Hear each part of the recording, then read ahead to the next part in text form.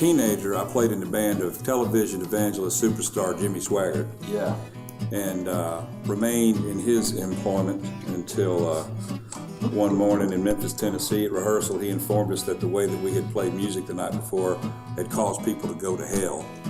Which I figured, if that was going to be the case, I might as well just go to Nashville and have a good time. It's a tough review, man. That's believe it or not, that's the worst one I ever had. Let's aim for that. And that's when I was a bass player. Send some people to hell. There was some wicked bass notes I was hitting on that. I probably could have been doing more than something like that. Yeah, that makes me want to take off under clothes right there, just hearing that. Makes me want to bite the head off a bat. Oh, yeah. Arvin was a friend of mine. We called him Old Coyote. He played the ragtime banjo in his old... No, when I was in Nashville, I did a bunch of stuff. I played for 10 years. I played for a gal named Terry Clark, who was pretty big in her day.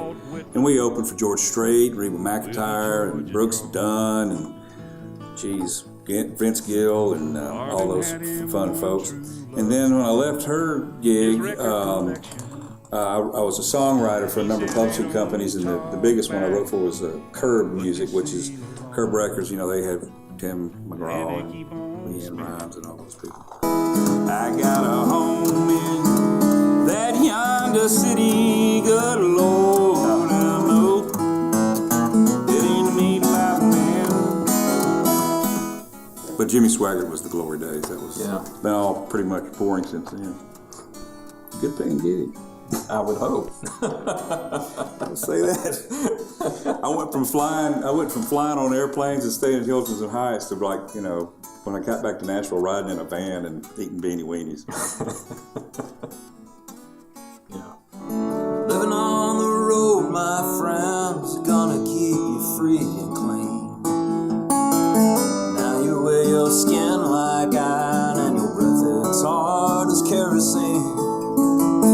But your mama's only boy, but a favorite one it seems. And she began to cry when you said goodbye. On sank into your dreams.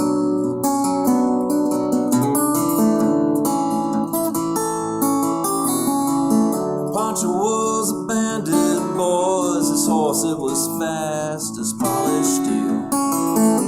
His gun outside his pants for all he on his world to feel.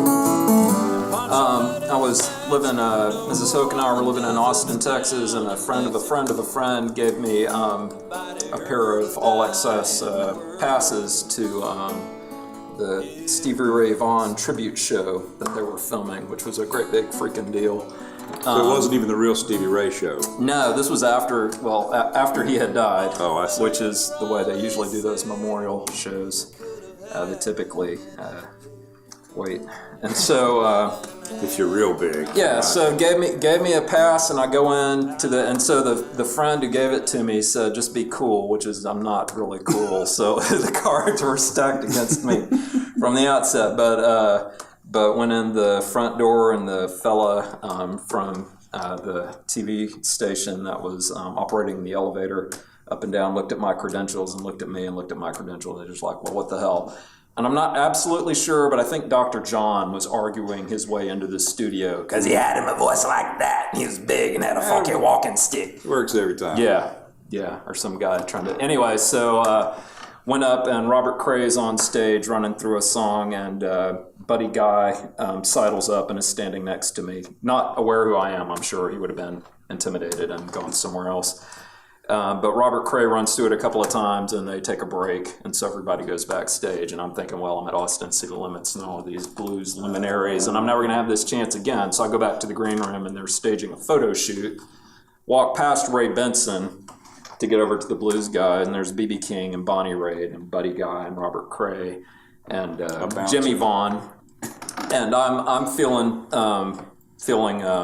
awkward and decidedly not cool. So I decide I need something to do with my hands, so I'm not just, crossing, uncrossing. And it was right after I said, excuse me, to Eric Clapton, as I made my way to the coffee pot, that Terry Lacona, who's the producer of the show, spotted me and figured out that I was not, in fact, a blues luminary and needed to have my ass thrown out. And so got thrown out of the green Rest is room. history. So I've just been rude to Eric Clapton ever since. I'm just like, out of my way, T-boy. Yeah, didn't pay off. Way down south, catfish crawl, tea glass sweats and the old folks draw. Little gals curtsy. Just realized that I wasn't realizing enough money to make much of a difference in my life because I was squandering it. Cigars and beer, which wasn't. It sounded like a lost cause. Not entirely. You got a point. So for a while now, I've been donating all the money from CD sales to Feeding America, which is a nationwide nonprofit that works on hunger issues across the U.S. Right now, though, I'm shifting that to flood relief in Texas, having grown up just north of Houston and run around a lot of those streets and know a lot of people there.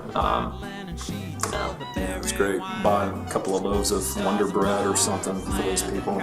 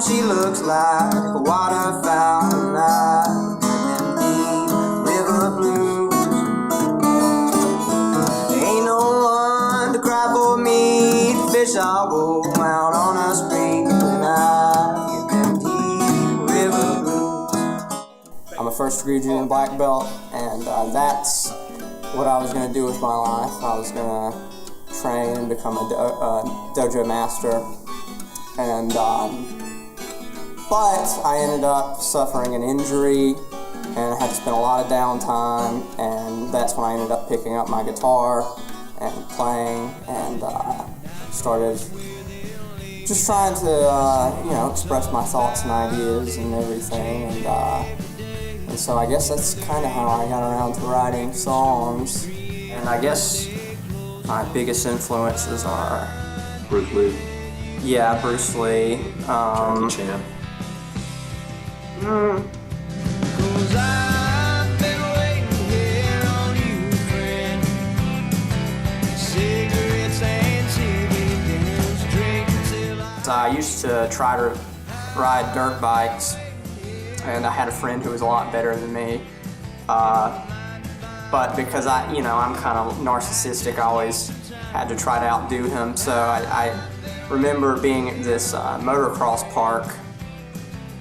That was another part of my life, I guess. And I remember seeing this big jump and remembering that, we're realizing that if I went across it, I was definitely something bad was going to happen. I actually don't remember anything after that thought. It all went black. But What could go wrong? the guy behind me who saw everything happen, I said I went squirrely, went up this embankment and flew straight into a tree like Superman style and punched it.